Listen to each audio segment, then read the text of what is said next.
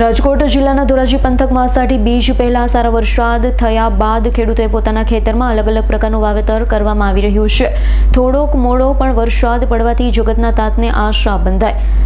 ધોરાજી પંથકમાં ખેડૂત વાવણી કરવામાં આવી રહી છે। ખેડૂતોને પાકની સારી ઉપજ થાય તે માટે વાવણી કરવાના ઘણા ખેડૂતોએ શ્રી ગણેશ કર્યા। ધોરાજી પંથકમાં વાવણીનો સમય થોડા વર્ષથી તારીખ 18 થી 23 સુધીમાં વાવણી કરવામાં આવતી હતી અને આ વખતે થોડું મોડું વાવણી કરવામાં આવી છે, પણ આ કોઈ મોડું ન ગણી શકાય કારણ કે સારો વરસાદ પડ્યો છે। નદી નાળા ચેકડેમ અને ખેતરોમાં વરસાદથી ધરતીપુત્રો પણ ખુશખુશાલ જોવા મળ્યા છે। આ વાવણી લાયક વરસાદથી ખેડૂત ધરતીપુત્રો એટલે કે ધોરાજી પંથકના ખેડૂતોએ હાલ પોતાના ખેતરોમાં વાવણી કરવાના શ્રી ગણેશ કર્યા।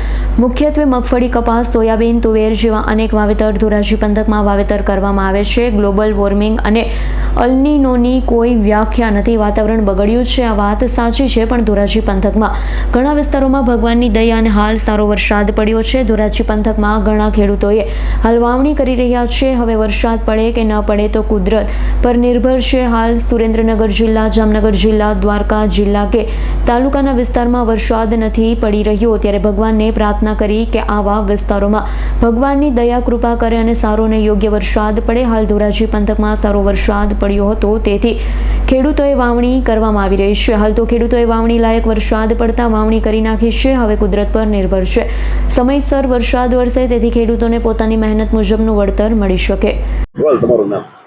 મારું નામ રાજુભાઈ વિક્રમભાઈ ડાંગર, મોટી પ્રોપર્ટી ગામનો ખાતેદાર ખેડૂત છું। કાલથી અમારે વરાપ થતા અમારે એક ધારો 6 દિવસ વરસાદ હોવાથી વાવેતર નહોતું થઈ શક્યું। અમારે પૂરેપૂરી જે લોટકી વાવણી, અમારી ખેડૂત ભાષામાં કહેવાય લોઠી વાવણી છે, એટલે કાલથી દંતાર જોઈતા છે। આજ સાંજ સુધીમાં સંપૂર્ણ અમારા ગામની મોટી પ્રોપર્ટી ગામની જમીનમાં વાવેતર થઈ જવાનું છે।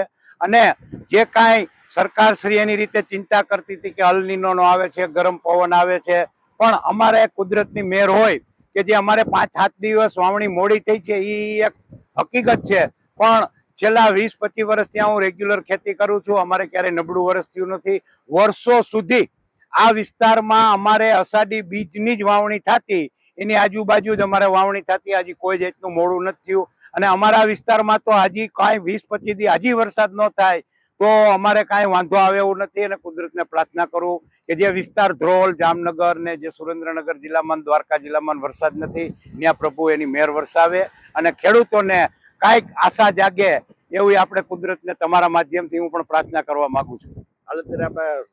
અહીંયાનું વાવેતર કયા પ્રકારનું હોય છે? અહીંયા અમારે મોસ્ટ ઓફ અત્યારે 20-25-30% મગફળીનું વાવેતર થયું છે, 70% સોયાબીનનું થયું છે, કપાસનું નહીવત વાવેતર થયું છે, તુવેરનું અને એવું બધું અમારે મિશ્ર પાક જ અમે વાવીએ છીએ। દિવેલા અને તુવેર ને બધું મિશ્ર પાક છે।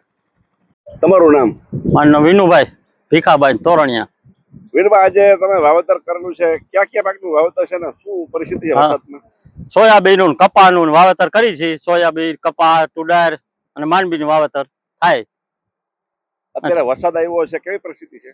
વરસાદ આવ્યો એમાં વાવણી થઈ ગઈ, સારું છે એમ, પણ નો હવે થોડુંક ખેંચાય છે ને તો વાવેતરમાં નુકસાન થાય, થોડી બિયારણ નો ઉગે ને એવું થાય, હવા ખાઈએ ને એટલે પવન ઉપડી ગયો હોય એમાં એ વાંધો થાય। તમારું નામ? સંગીતાબેન। સંગીતાબેન, ક્યાંથી રહેવાનું ને આજે વાવેતરમાં શું લાગે છે તમને? તોરણિયાના સૈયમાં હાલ રહેવાસી અને અમે સોયાબીન નું વાવેતર કર્યું છે। અત્યારે જ કે વાવણીનું વાવેતર કરેલું છે, કારણ શું છે? બસ આષાઢી બીજની આજુબાજુમાં જ વાવેતર થાય દર વર્ષ। અત્યારે વરસાદ વાવણી લાયક થયો છે ખરો, અને નુકસાન ક્યારે આવે તો ન થાય? વાવણી તો સારી થઈ, વરસાદ વાવણી લાયક થયો જ છે। હવે 4-5 દિવસમાં માથે વરસાદ ન થાય તો નુકસાન થાય 50%। શું લાગે છે તમને આજે વાવેતરમાં? અત્યારે તો સારું છે, પણ હવે આ ઉપર વાળો અધર વયો ગયો છે એટલે બહુ નથી લાગતું। અલ્પેશ ત્રિવેદીનો રિપોર્ટ, S9 ન્યૂઝ, ધોરાજી। અમારી તમામ માહિતીથી અપડેટ રહેવા માટે જોડાયેલા રહો S9 ન્યૂઝ સાથે।